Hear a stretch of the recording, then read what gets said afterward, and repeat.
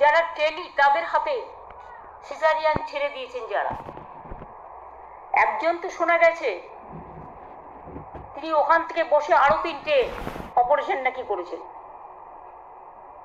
ওখান থেকে কত কিলোমিটার দূরে নারায়ণ কেসটা বলো?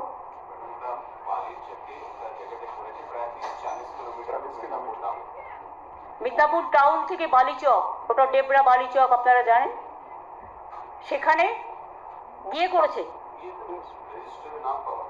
রেজিস্টারের নাম পাওয়া গেছে যার দায়িত্ব ছিল।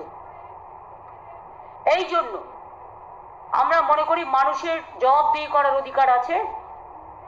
আমি চিকিৎসকদের প্রতি সহানুভূতিশীল, আমি সবটাই মানবিকভাবে দেখি, কিন্তু যেখানে অন্যায় হয় তাতে আমাকে শত সমালোচনা করলেও আমার কোনো যায় আসে না।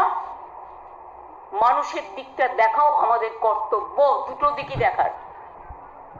এবং তাই দুটো ইনভেস্টিগেশন রিপোর্ট যখন চিফ সেক্রেটারি এবং হেলথ সেক্রেটারি আমার কাছে সাবমিট করেছেন এবং তারপরে তারা সাজেশন দিয়েছেন, সব সাজেশন মেনে নিয়ে যেটা করা হয়েছে, 1 নম্বর doctor Somen Das, RMO Midnapore medical college hospital, suspend করা হয়েছে এবং সিআইডি ক্রিমিনাল কেসগুলো দেখবে।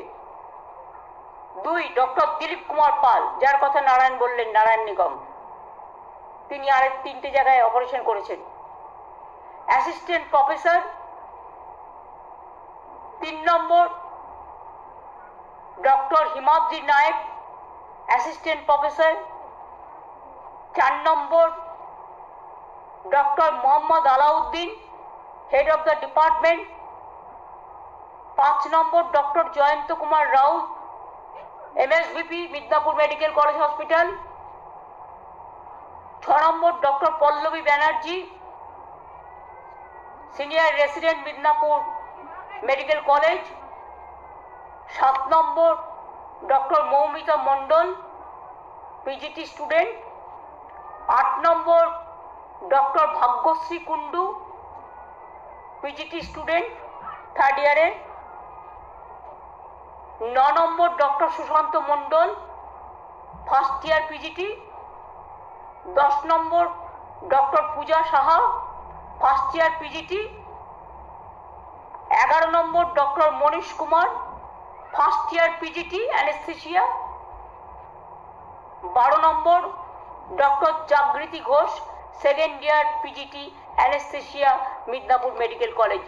এই 12 জনকে সাসপেন্ড করে দেওয়া হলো।